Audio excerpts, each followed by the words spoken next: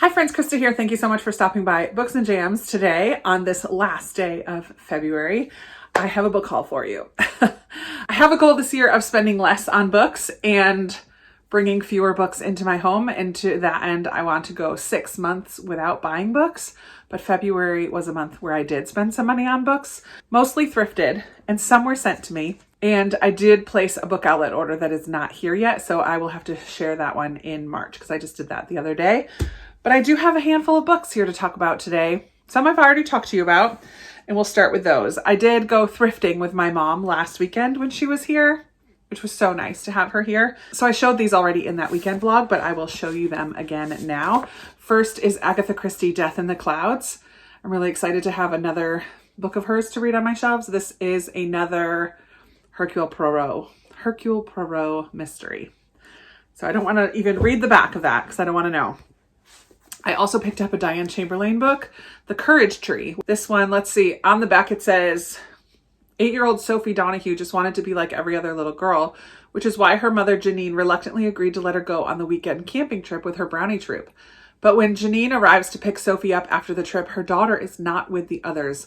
Somehow, along the forested route from West Virginia, Sophie has disappeared. I'm not going to read more than that. That sounds amazing, heartbreaking, and Diane Chamberlain. I love her. I picked up 3 books in the Mitford series. This is a series I haven't even started yet, but so many of you have said that you think I'm going to love it.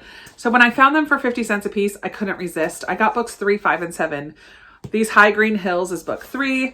A New Song is book 5. And then In This Mountain is book 7. So let's hope that I really enjoy the first one. But if these end up going to a little free library or something because I don't care for it, it's not like I spent a lot of money. And then I did grab a book that I already own, A Gentleman in Moscow by Amor Towles. This was only $2.58 at a thrift store. I need to get that off. It's a grease pencil. Yuck. The copy that I own is a paperback large print edition. It's a book that I love enough that I'm happy to have now in hardcover. I love this book so much. I don't love that it has deckled edges. I'm not going to lie. I'm not a fan of the deckled edge. On that thrifting day, I also picked up a couple puzzles, so I thought I would just throw them into this haul as well. I grabbed one for wintertime. I kind of love these folk art looking scenes, village vistas. So I have that one, and then I have a fall one. This looks very autumnal. I'm excited for those. And then I grabbed this one, which is kind of a magic bookshop. So there's like skulls and wands and a crystal ball and a hat, looks like the Sorting Hat there. It's not specifically Harry Potter, but it does have like a magic Harry Potter type of feel to it. So that will be fun. That will be fun to do. While my mom was here, we also went to Second and Charles and I took back some books that I've been wanting to get store credit for and get rid of. They were books that I had unhauled a long time ago and they were just kind of sitting in the house. So we had a free afternoon. I was like, hey, let's go to the bookstore. So we did go to Second and Charles and I used some of my store credit. I still have more, but I grabbed some middle grades. I picked up 3 that are on the Newbery list, the Newbery winner list, which I am collecting. So I have a list on my phone in the Notes app. And these are 3 that I did not yet have. Carry On, Mr. Bowditch, The White Stag, and Roller Skates. So now I think I am down to 10 left that I need to purchase or get my hands on or find in little free libraries. And then I also grabbed Wonderstruck by Brian Selznick with my store credit. I love Brian Selznick, and this is my favorite of the ones I've read of his. He uses gorgeous illustrations mixed in with the text. And in this one, we have 2 deaf characters, which I really love.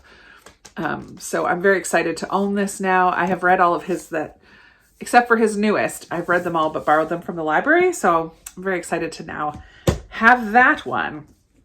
I am a part of a Facebook sell and swap group. I forget what it's called. But I swapped a book with somebody, one of the book of the months that I was getting rid of, and I grabbed Hostage by Mcintosh. You can save hundreds of lives or the one that matters most. And from what I understand, the pilot gets a phone call. The pilot of an airplane gets a phone call while in the air or something. Someone comes on the speaker. Somehow he's held hostage and he has to either crash the plane or his family is going to die, something along those lines. I have read a Claire Mcintosh before quite a while ago and really enjoyed it. I have 3 books that were sent to me by author/publisher. The first one is the one that I actually signed up to read in February, and I didn't read it in February. So I want to read this very soon. It's The London House by Catherine Ray. I actually want to read all of her books this year that I own on my shelves, and now I have her newest as well. I signed up with Uplit Reads on Instagram and was approved to receive this. And then they also accidentally sent a Colleen Coble, 2 Reasons to Run.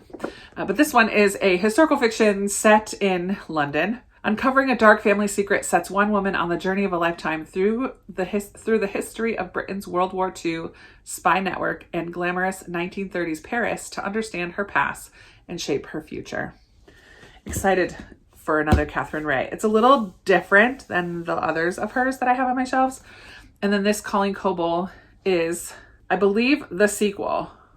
I believe this is not the first in a series. I think the first one is One Little Lie. So I'm not going to read the back of this because I don't want to be spoiled for it. But I think this is a Christian fiction suspense or mystery.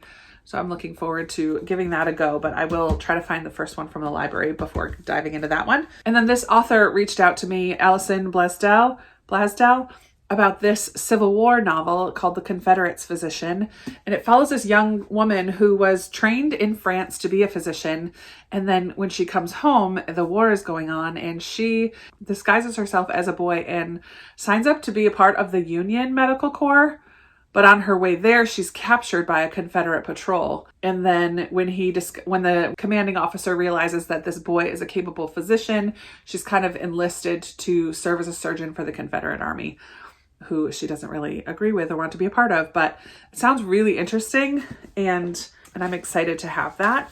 I'm very thankful to be sent this. So hopefully I will get to this one soon. But yeah, sounds like a good story. On Instagram, I participated in a Galentine's Day book exchange, and I was sent Words on Fire by Jennifer A. Nielsen, along with some M&Ms, which are long gone. This one is a middle grade set in Lithuania, and the Russian soldiers are kind of trying to do away with any signs of Lithuanian culture, books, music, all kinds of things. And her parents, this young girl, what's her name? Audra, one day the soldiers show up at her parents' house, and she had just recently learned that her parents were involved in something sneaky in a way.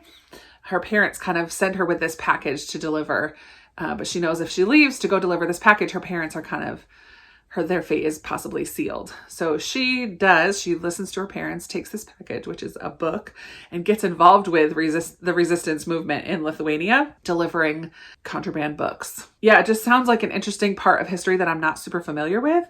And with books at the center, I'm really, really eager to read this one. I've heard that it's very good. So very thankful that I received that for the Galentine's Day book exchange. And then I received this one in the mail one day from Amazon, and I don't think I ordered it. So I think somebody sent this to me. So if you sent this to me, there was no note or anything in the box. Let me know if you sent this to me. I don't remember ordering it myself. Who knows? I may have. This month was kind of a blur with everything going on with my brother. But yeah, this is The Last Cuentista by Donna Barba Higuera. This is the Newbery winner for this year, for 2022. This is a sci-fi middle grade set in space for the most part. And we follow a Petra who, with her family, are chosen to be part of this mission to populate another planet because Halley's Comet is going to crash into Earth. So there are a number of people. Her parents are both scientists. They get on this spaceship. It's going to take hundreds of years to get to the new planet. And when Petra wakes up, she realizes there was this rogue group of people who are systematically trying to eliminate every vestige of memory of Earth. But Petra still has her memories, and what is she going to do with them? This is a book about storytelling. Her parents really want her to become a scientist like they are, but she wants to be a storyteller like her abuelita. It has Latin influence as well, which I really loved in the storytelling. I just thought this was phenomenal. I've already read this. So if you sent this to me, thank you. I really appreciate it. And I really love this book. I can totally see why it won a Newbery. It was spectacular. So good. If you're looking for a book for middle grade March that doesn't really fit any of the prompts, that's one for you. And then finally, I have a small stack of books that were sent to me by the lovely Melinda. Melinda, you treat me so well. You always surprise me with little things here and there. She has immensely helped me fill my Newbery shelf, but this surprise box came this month as a little encouragement, I guess, from dealing with stuff with my brother. But she sent me All the Days Past, All the Days to Come by Mildred D. Taylor. This is the last book in the Logan family series, which I read Roll of Thunder, Hear My Cry, and then learned that that's book 4. So I would like to read all of them. I'm surprised by how big this one is, but I love the Logans, and I'm really excited to read more books about that family. She also sent me this super cute cat Incorrigible by Stephanie Burgess. Look at that cute little cover. In this one, 12-year-old Catherine Ann Stevens lives in a prim and proper world, but she's at a loss. Her sisters, Elisa and Angeline, have recently entered society and now gossip incessantly in whispers. Her foolish brother Charles has gambled the family deep into debt, and stepmama wants nothing to do with them at all. What can Kat do but take matters into her own hands? It sounds almost like it's going to have Cinderella influence with the stepsisters or the sisters and the stepmother, but with a magical twist. I mean, there's already magic in Cinderella, but it looks cute. I'm excited. Gotta love me some middle grade.